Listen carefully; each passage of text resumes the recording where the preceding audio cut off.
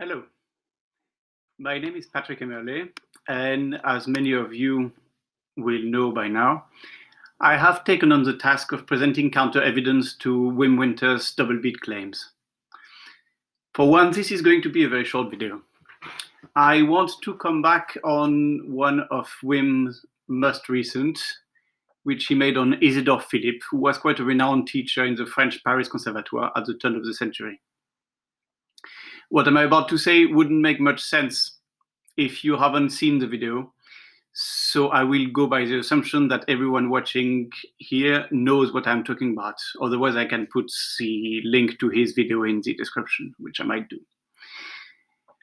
You will, I'm sure, remember the rather puzzling metronome indication on the page Wim Winter showed us.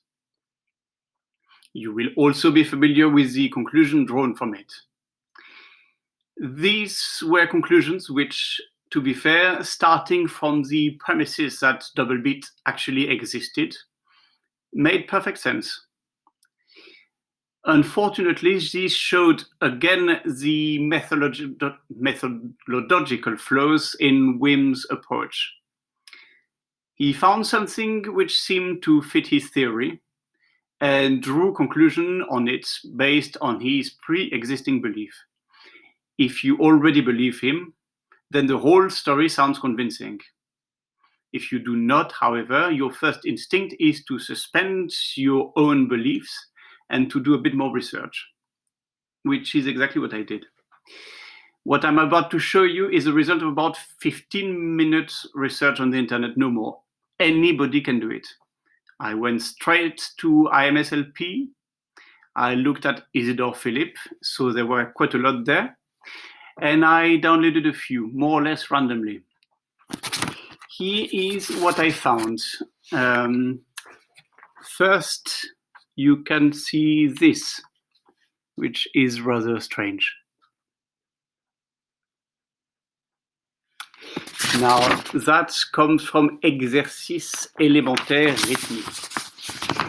Then, a little later on the same actual document, there was that, which was very interesting, actually, because if we go by Wim's assumption, then this is for quadruple beat user of metronome, double beat, and then single beat users.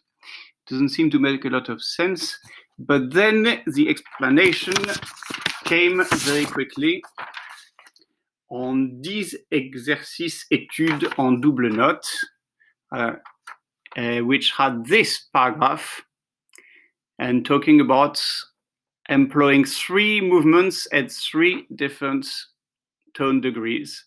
For example, 16th note, quarter note. Sorry, I can only talk in the English system. I don't know the American. Semiquavers, quavers, and crotchets equal 116. And that is the answer to the riddle. There are many other things like that on these pages, and it is exactly what we might have thought they were.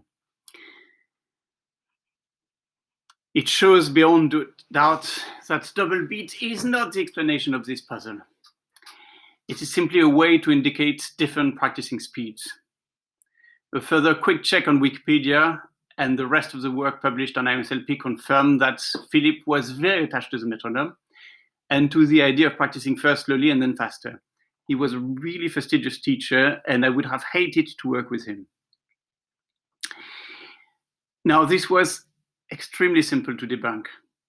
Anybody could have done it, but most of all, Wim should have done it himself. And actually, if he had gone to this trouble, he would have seen something else which might have attracted his attention. To this, I have no good explanation to offer, but I will nevertheless show it to you. I came onto this page with this extremely puzzling indication. Now, at the minimum 100 with the number of notes and the double note on there is totally point blank impossible. So at first I thought, oh, well, maybe actually double beat will do this. the problem of this is that actually even in double beat, it's completely impossible. Maybe pianist Chavek, who seems to have quite an extraordinary technique, will attempt it, but I honestly don't think this one is possible. So if you have actually any ideas regarding this, I'd be interested. I genuinely puzzled. It comes from, I've written the title on it, Exercice Pratique. All this can be found on MSLP. That's where I found it. Anyway, but that is I have to take this as a by the way, because it doesn't fit any of the other things I found on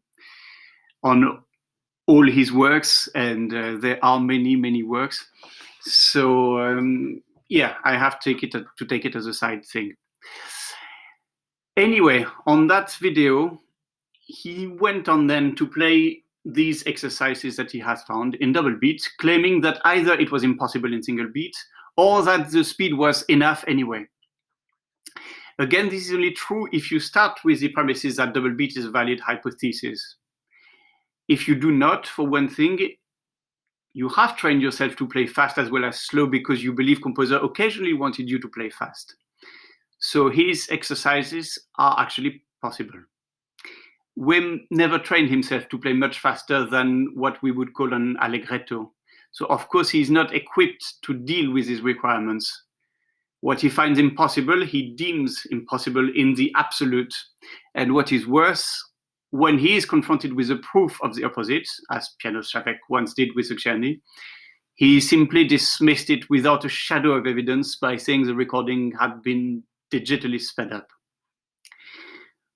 All this shows what many people have told him over and over, and that he has always refused to listen, which is that when you have a hypothesis, you must test it by trying to demolish it.